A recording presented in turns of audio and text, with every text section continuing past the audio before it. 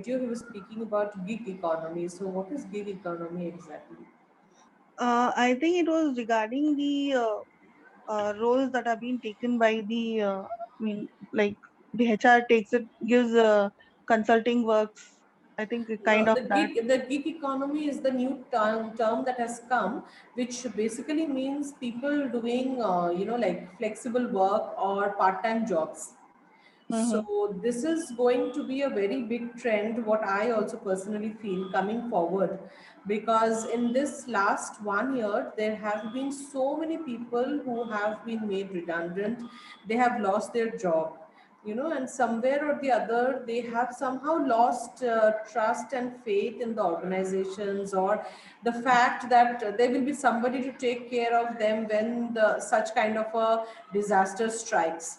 So now people have realized that whatever they have to do, they are on their own.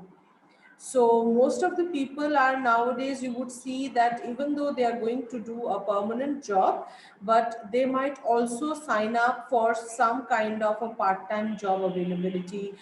They might sign up for some kind of a flexible work schedule where they are trying to do 2 to 3 types of work at one time in order to earn more and more money. So that is called as the gig economy, GIG, gig economy. So that is the new term which has come in. And from HR perspective or from the finance perspective, we all know that when an employee is handed over an offer letter, or the letter of contract, you could say, or an appointment letter, it specifically used to mention that the person cannot take up job any other work outside the office, right? But Right. now I think moving forward, this is one very big challenge which the HR is going to face, because what has happened in this 1 year, a lot has changed in the mindset of the people, the way people are working. People now prefer to work from home, and while they're working from home, of course, even Jayashree, if your organization, most of the people are working from home, I'm sure not everybody is working dedicatedly for the organization for those 9 hours. They might be trying to pick up some other work which they can do along with their work. So these are some things, like how do you legally go about it? So these are going to be some of the trends which are upcoming. The other trend that is set would be about shared services and automation. So I can give you an example. As I said, that I work in hotels primarily. So in hotels, what we see as a trend nowadays is the people are being made redundant, like the junior level work. For example, abroad there are robots which make omelets for the guest. Okay, so not so in the buffet counter. So when the guest goes, earlier there used to be a chef who used to make omelets, but now this work has been given to robots. Now, similarly, to deliver the luggage, like in China and all, the luggage delivery from the door to the room is being handled by robots again. So these are some of the ways, like there will be a more focus on automation. Then he also spoke about how the HR processes will change. There will be a lot of more analytics which will come into the picture.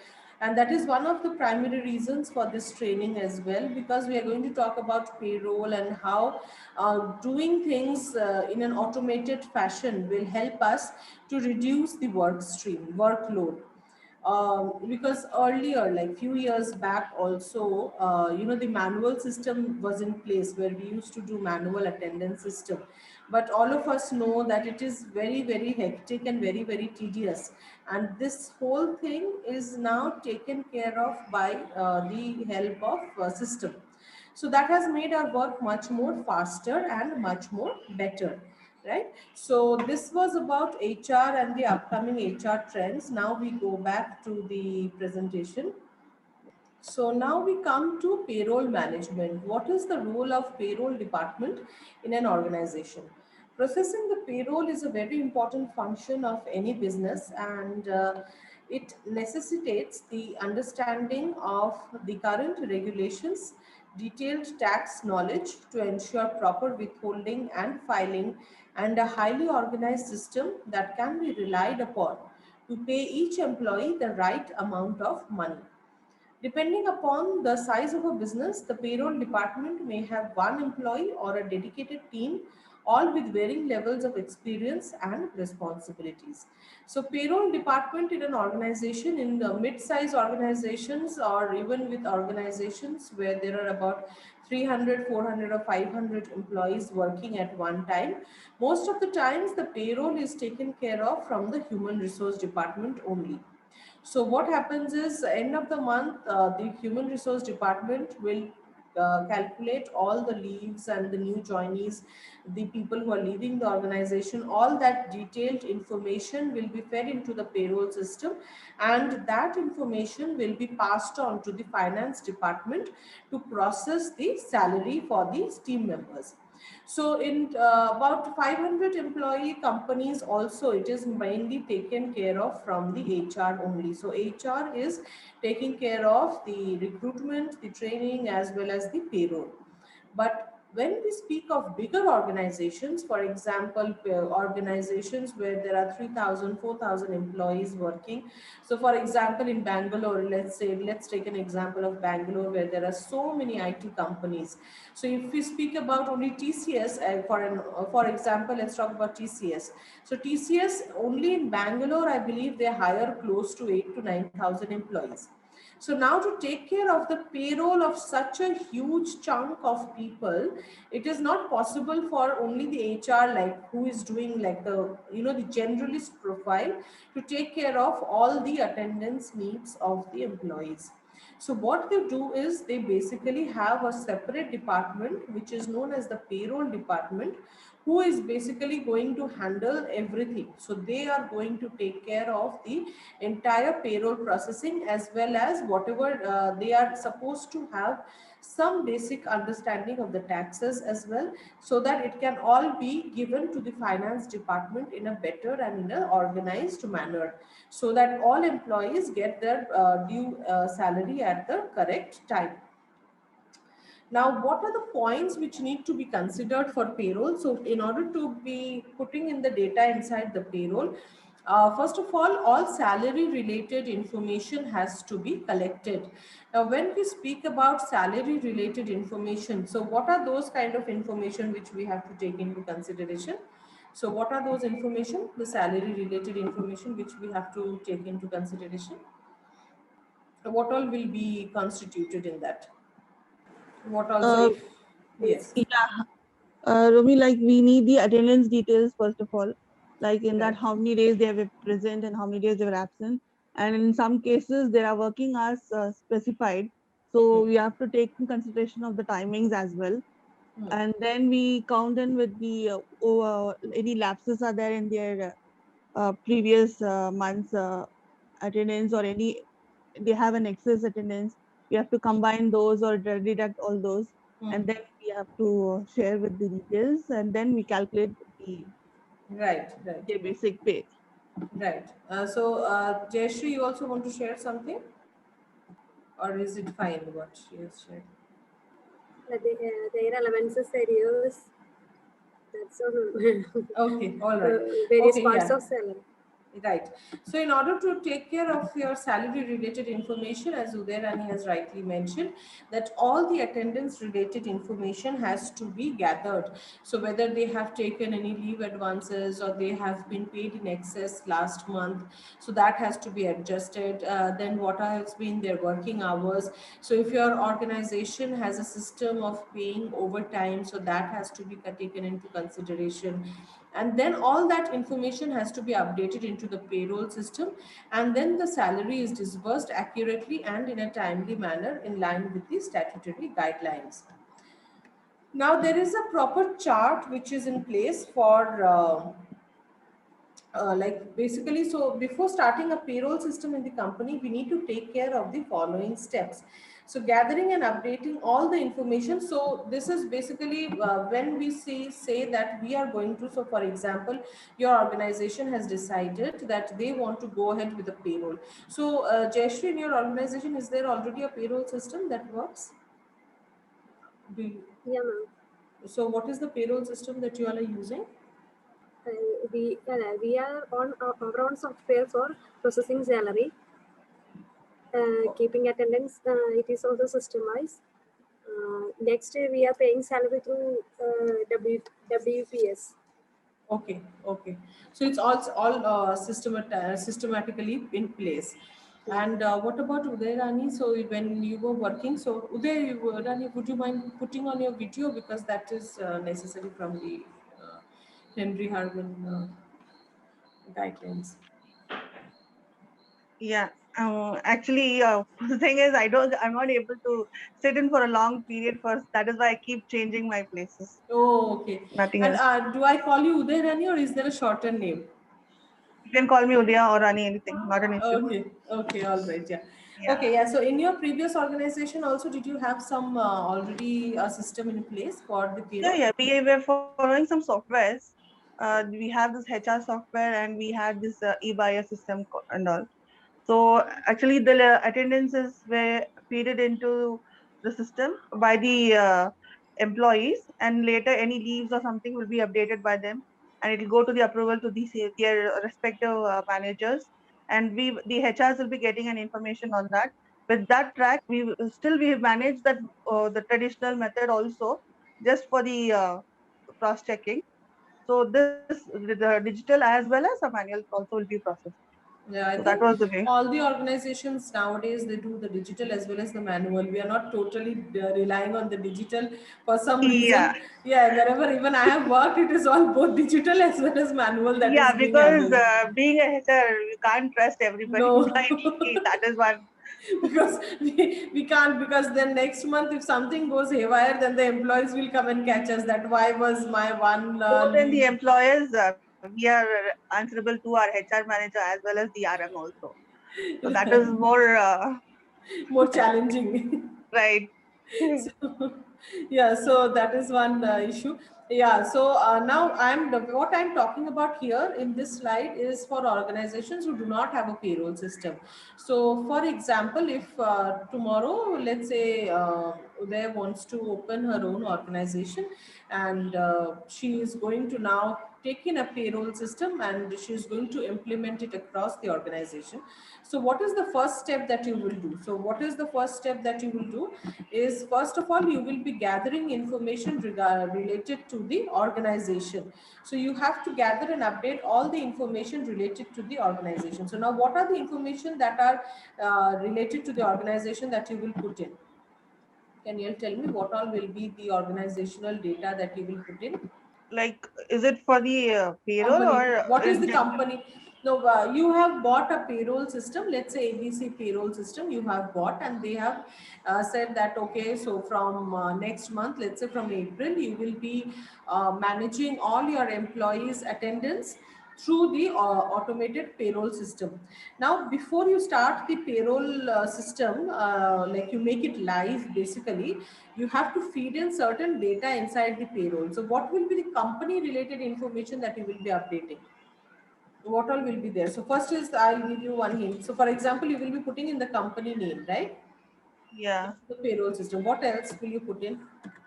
organization name and employee names, employee details will be So there. that will come in the employee information. First, we are talking Yeah. about the company. So, for example, let's say Uday, you have started an organization. So now you are starting off with an organization and you are putting in the payroll system. So you will be putting in your company name. Now, next, what is the information that you want the payroll system to have about your organization? Your address, right? Am I clear? My question Yes. is clear or not much? Yeah, understood now. Jayashree, is it clear or? Yeah. No. Did you understand what I'm trying to say? Now, let's say there is a new system that we are putting into place. So now what is the information that you will put in from the company side? So the company's information will be there, right? So what all will be there now? Company name, company address, then what else? Okay, now let's do it again.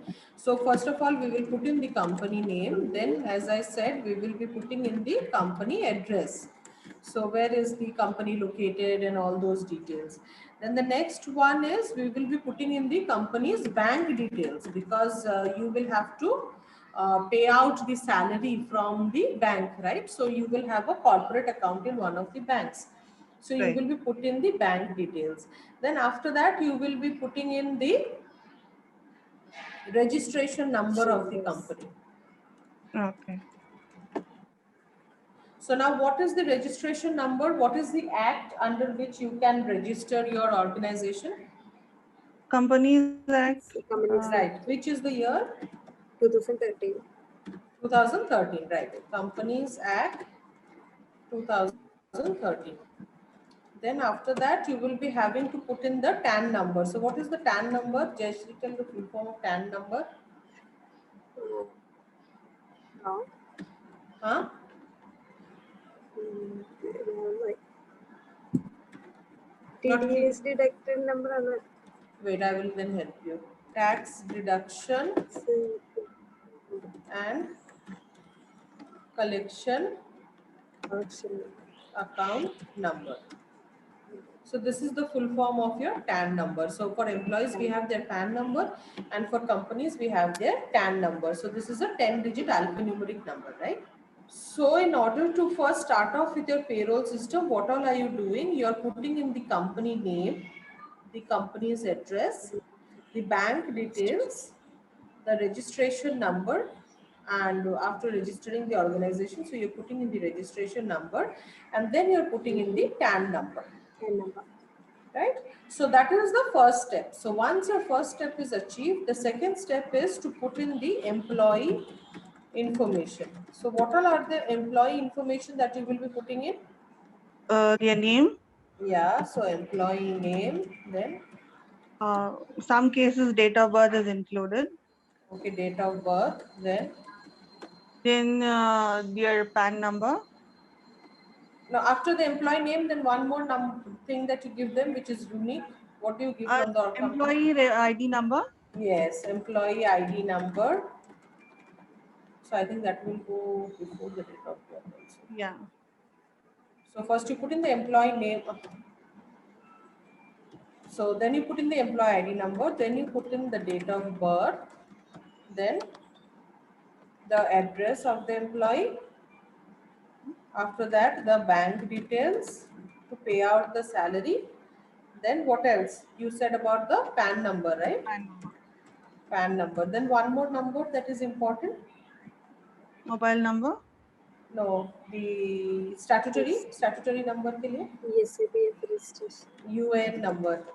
Right? So where the PF and PF deduction and all that is mentioned on the salary slip. So that comes. Then you have your marital status of the person. Then the medical insurance, if the person has if you are having the medical insurance in that number, and the PAN number we have also put in, right? So these are the employee information that you will be feeding in for any new employee. So what all will you be feeding in for a new employee? You will be feeding in the employee information, the employee name, ID number, date of birth, address, bank details, PAN number, UN number, marital status, and the medical insurance if it is there. Okay, can I move ahead? Yes, please. Okay. All right. So now when you have entered the company information and the employee information into the system, the third is to gather the information regarding the last. So gather the information regarding the last payroll. So as Uday has rightly said that we HRs don't trust anybody at all, right? So it is Yeah. important that you have all the information about the last payroll with whatever, whenever you're feeding into the payroll system, because it is a new system which you are rolling into your organization. So definitely there can be some goof up or some technical glitch that can happen. So you don't want any information to get lost, from your perspective. So all the payroll information has to be there with you, especially about your last payroll and everything, so that you can put them into your system, and you have them handy with you as a backup, that whenever something goes wrong, you already know that, all right, I have this backup with me and I can implement it. Okay. So clear till now? Am I going too fast or is it fine? It's fine. It's fine. Fine. Okay, so this is the information which you need to gather before starting off the payroll system. Now we go to the next slide. So this is the payroll process chart that we have. So the payroll process chart is all about the inputting the payroll monthly changes, input the verification and update it in the system, and then you have the output, the payroll reports which are generated. So what goes in? So the first one is your whenever you are closing your payroll cycle. So first is the input or the detailed information which you will be putting into the system. Second stage is verifying it so that you are extra sure that whatever information you have entered into the system is all correct. And the third step is when you send it to the finance and then you take out all the payroll reports. So now what are the inputs that you put in every month? So the inputs that you will be putting in every month will be, first of all, your attendance for the month. So for all your existing employees, what has been their attendance for the entire month? If anybody has worked overtime and your organization has a policy of paying for the overtime, so then you also enter the overtime details. Otherwise, the entire attendance details. The second one is your new joiner information. So your new joiner information, whatever we have covered in the previous slide. So which means that their name, their employee ID number, date of birth, their address, their bank details, their marital status, all of that has to be entered into your payroll system. Then comes the leavers. So whoever is exiting from the organization, you have to highlight them because they will be getting paid as per their notice period. So whatever is their timing. Fourth is the overtime. So overtime is, as I said, if there is a system wherein you are paying overtime to your employees, then you have to pay for you have to enter that details. Then the fifth one is in case of any transfers. So transfers could mean that from some other state an employee has come to your state and has got a transfer. It could also mean some kind of a lateral transfer. So for example, let's say somebody from the HR department has moved to the finance department, or somebody from, so there has been a cross training and somebody from the within the departments, even for example, from one technology, the person has moved to the second technology. Then the sixth one is about the promotions. So in case there has been any promotion in the company, that has to be entered. The seventh one is about salary changes. So in case there has been no transfer or promotion or just normal salary change, which is generally in the month of April when the appraisals take place, so those have to be put into the system. In case anybody has taken any advance from the company, so the advance salary has to go in. Then ninth one is leave without pay. If somebody has taken extra leaves or maybe unapproved leaves, so his salary will be deducted as per the leaves, number of days leaves that he has taken. So that is your leave without pay. And the last one is your investment declaration, which is important for your income tax and TDS calculations, right? So these are the various things which you will be putting into your system. These will be your inputs which you will put every month. So every month when your payroll is getting processed, so these are some of the things which you will enter into your payroll system. Now once you have entered these things into your payroll system, it has to be properly verified to ensure that all the details that you have entered is all correct and is up to date, so that there is no there are no complaints from the employees coming in stating that okay, my one day have been paid less, or this is not my bank detail or whatever. So there has to be a proper validation that has to be done. And then the last one is about the output. So when we speak about the output, what are the things that you think will be there in the output? So for the monthly reports, what all will you be putting out from the payroll? So you have already entered all the employee information. So you have entered the attendance system. So attendance also, you all have like a digital way of doing the attendance, right? Or you all follow the manual also? Jayashree, you all follow the manual Both. also? Both, No, right? no, Yeah. no. We are only following digital. You all are only following digital. Okay, and but most companies nowadays, and especially after the pandemic, what has happened? The biometric system has gone for a toss now. So nobody can give the Yeah. fingerprint, right? So mostly we have gone back to that manual register, which we are They are following. using photo punching with the employee code. Yeah, so for the technical companies, what they're doing is they're relying on an app-based attendance system wherein they're logging in and they're COVID, just doing the COVID period, they started mobile punching. mobile punching, right? So your organization is very fast to adapt, but some of the companies have gone back to the old generation, that manual register only, right? So for attendance, what are the various things that we have? We have app based system, like how Jayashree has said, mobile, through mobile they're using an app probably to log in, punch in and Yes, punch out, probably. right? Then you have the Yes. card system. Then you have the biometric, of course, is there, either your eyelids or your finger registration is done. And then there is something called the key FOB. So FOBs are RFID powered devices which are used by some organizations to punch in and to punch out. Okay, so now you have put in your attendance system, the new joiner information, the levers who are there, and all that has been put in. Now your data has been also updated and verified. Now it is time for you to run the payroll and the reports. What are the reports that you will be generating now?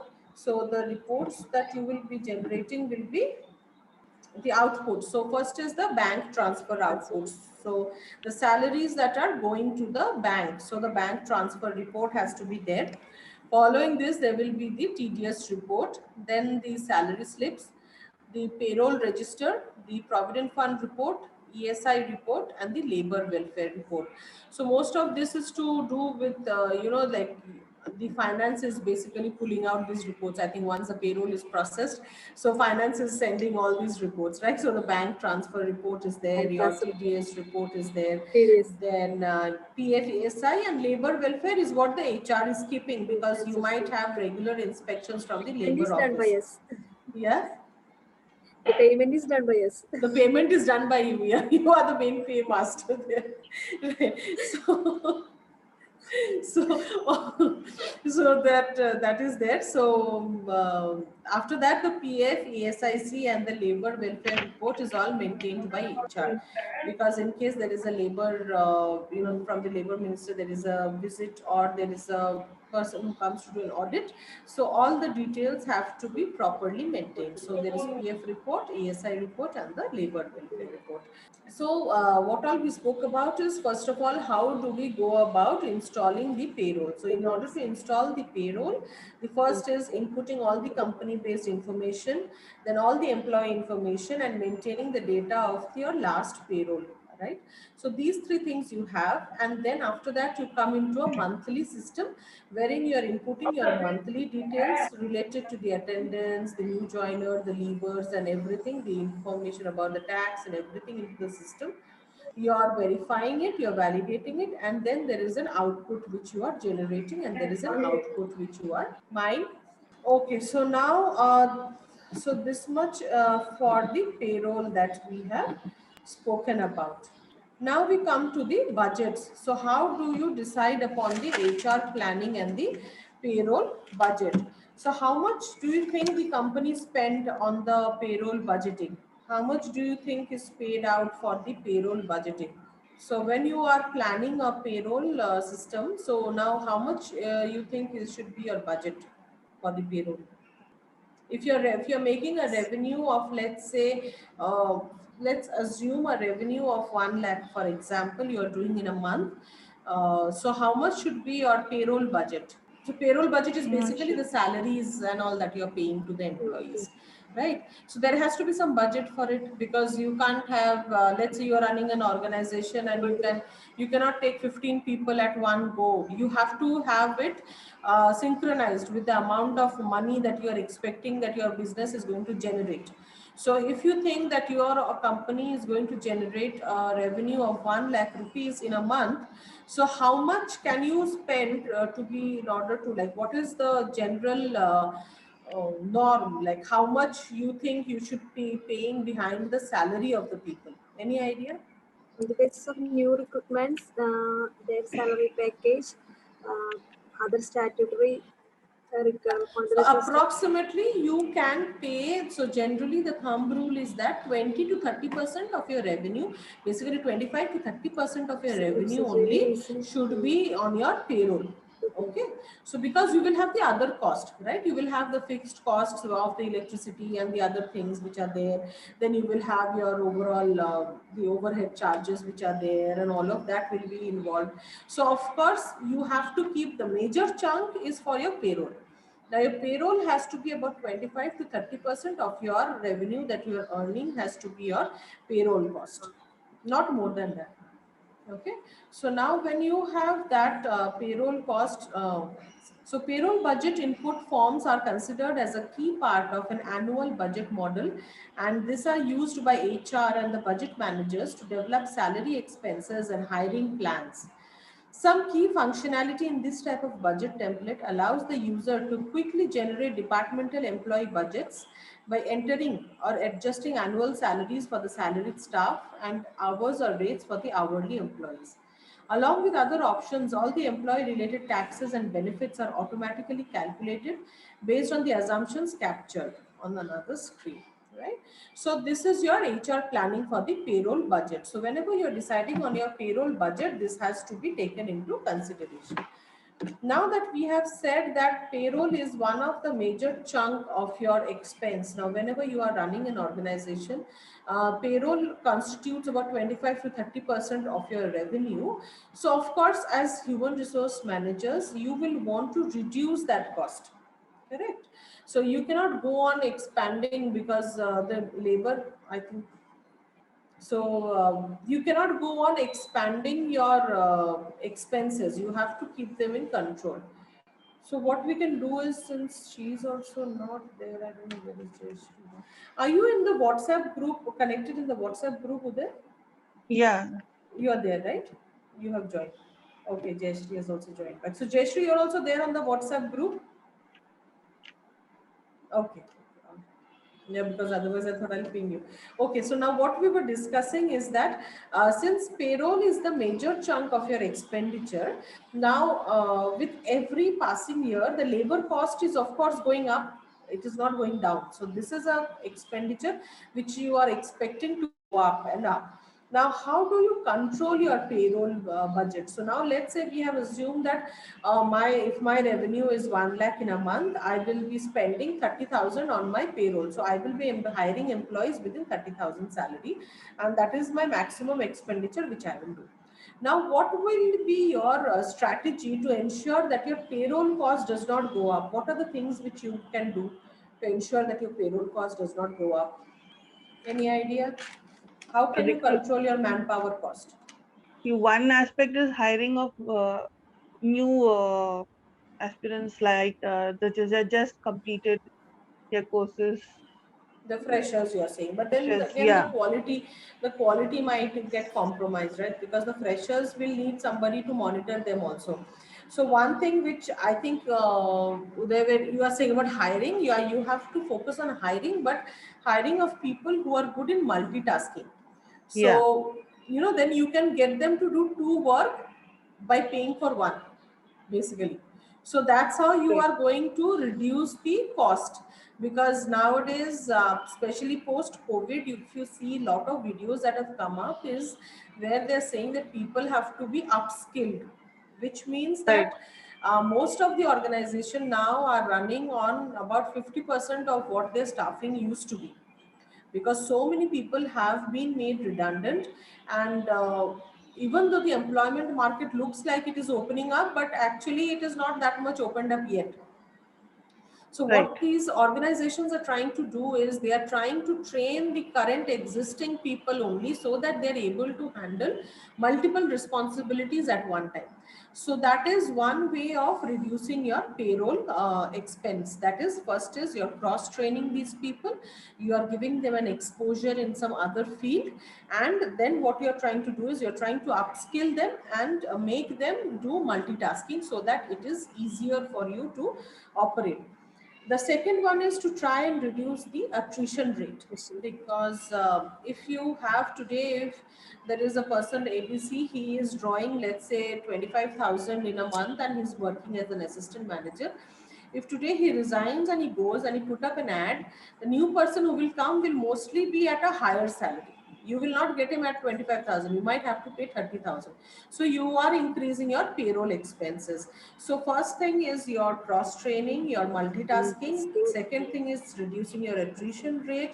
Then you have to use technology. As I said that nowadays there are robots who are making omelets. So these were things which we could not imagine probably a few years back. But now these are actually with artificial intelligence so much active. Using technology is very, very important. So these are some of the ways where you can reduce your payroll expenditure. Okay. So on this note, let us take a break. We will just do a small recap. So we spoke about payroll. How does payroll work? How do you initiate payroll in your organization? What are the information that you collect before you start your payroll system? What are the monthly information that you put into your payroll? What is the monthly output reports that you draw out? And about the payroll budgeting. So how do you come across and how do you decide on a payroll budget? Like how much should be your budget for your payroll expense and how do you control it?